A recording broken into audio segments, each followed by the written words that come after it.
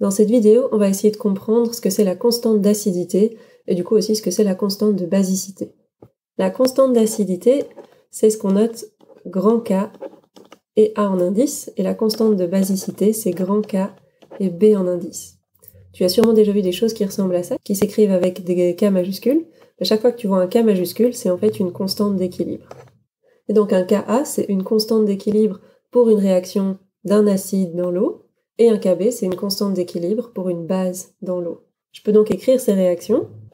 Pour le Ka, je vais prendre un acide. De manière générale, un acide, ça se note Ha en solution aqueuse, et je vais le mettre dans de l'eau, H2O, qui est du coup sous forme liquide.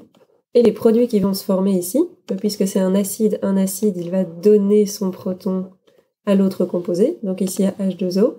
Si Ha perd un H+, il reste A-, et H2O a capté un H+, et devient donc H3O+.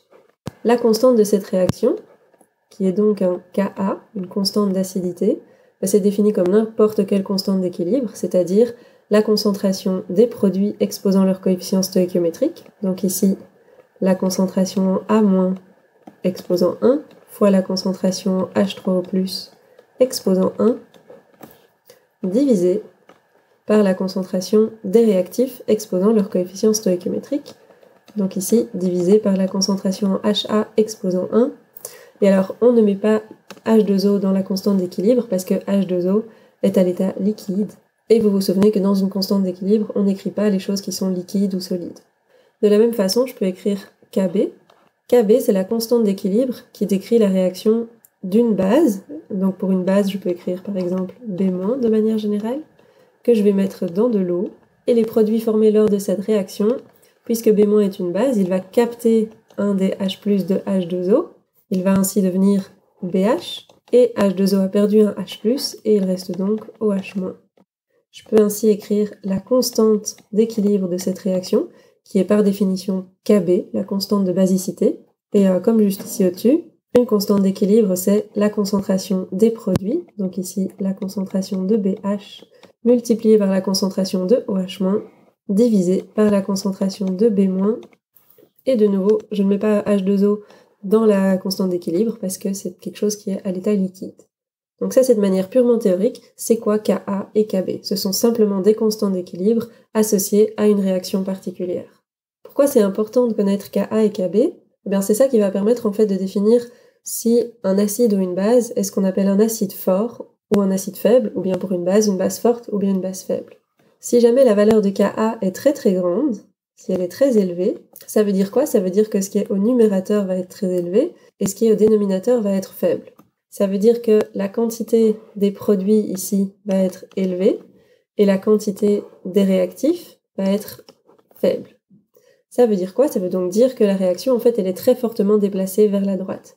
L'équilibre, il va être plutôt avec une grande flèche vers la droite et une toute petite vers la gauche. Mais on va définir une valeur pour la constante d'équilibre Ka, qui va être limite et qui va dire si la valeur de Ka est au-dessus de cette valeur, on va considérer que la réaction est complète. Si la valeur de Ka est en dessous de cette constante, on va considérer que la réaction est à l'équilibre. Et c'est exactement la même chose pour Kb. Donc je vais faire un petit peu de place pour réécrire tout ça. Donc je reprends. Si Ka est très très grand, et alors très très grand, c'est qui va être en gros plus grand que 1000, on va considérer que la réaction est complète. Donc si je prends un acide dont le Ka est très grand, et que je vais écrire sa réaction, je vais prendre cet acide que je vais mettre dans de l'eau, et vu que sa constante d'équilibre est très élevée, on va considérer que tout cet acide se dissocie pour former du H3O+, et du A-. Ça veut dire qu'après la réaction, les réactifs, il n'y en a plus du tout, et il y a uniquement des produits après la réaction. Ça veut dire que l'acide de départ, il s'est entièrement dissocié. On peut dire que HA est entièrement dissocié. Il n'y a plus aucune molécule de HA qui est présente à la fin de la réaction. Et bien ça, c'est ce qu'on appelle un acide fort. Un acide fort, ça va être un acide dont la réaction de décomposition dans l'eau est complète. Ce qui veut dire que pour un acide fort, la concentration en HA, elle va être égale à la concentration en H3O+, qui est libérée dans la solution, et on peut aussi dire qu'elle est égale à la concentration de A- qui est présente dans la solution. Si par contre Ka est très petit, on va avoir une réaction qui est à l'équilibre. L'acide, quand on le met dans H2O, il ne se dissocie que partiellement. Ça veut dire qu'il va rester des réactifs à la fin de la réaction. Et dans ce cas-ci, HA n'est que partiellement dissocié. Ça veut dire que la concentration de HA au départ ne va pas être la même que la concentration en H3O+. Tous les HA ne vont pas se transformer en A- et H3O+. Il va rester des HA au début et il y aura une certaine quantité de H3O+ formée. Alors on ne sait pas quel est le rapport comme ça, on peut le calculer en fonction du Ka. Plus Ka sera grand, plus la dissociation sera importante. Plus Ka est petit, moins la dissociation est importante. Et ça, c'est ce qu'on appelle un acide faible. Donc vous voyez qu'en fait, on a dû mettre arbitrairement une valeur pour la constante d'équilibre qui fait la séparation entre un acide fort et un acide faible.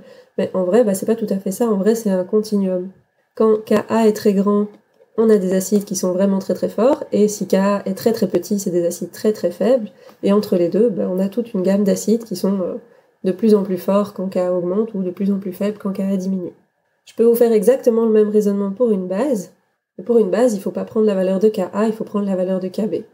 En pratique, on n'a pas toujours la valeur du Ka, mais on peut avoir plutôt le pKa. Donc on va regarder c'est quoi le lien entre un Ka et un pKa. Donc un pKa, qu'est-ce que c'est ? Un pKa, c'est simplement moins le logarithme du Ka. Le petit p minuscule, et c'est important qu'il soit en minuscule, c'est l'équivalent de faire moins le logarithme de quelque chose. C'est la même chose, mais si vous connaissez déjà c'est quoi le pH, pH, c'est faire moins le logarithme, le petit p, et le H, il vaut pour la concentration en H+, ou en H3O+. Ça, c'est pas pour tout de suite, mais du coup, vous savez d'où vient ce petit p. C'est exactement la même chose pour le pKb. Un pKb, c'est moins le logarithme du Kb. Comment évolue le pKa en fonction du Ka ? Si je prends une échelle de Ka, si j'ai un très grand Ka, je vais avoir un très petit pKa. Donc ce sont des échelles inverses. Plus Ka est grand, plus pKa va être petit. Et les acides forts se trouvent de ce côté-ci de l'échelle, alors que les acides faibles se trouvent de l'autre côté de l'échelle. Donc il faut faire attention en fonction de si vous avez le pKa ou le Ka. Un acide fort, c'est un grand Ka et un tout petit pKa, alors qu'un acide faible, c'est un petit Ka et un grand pKa.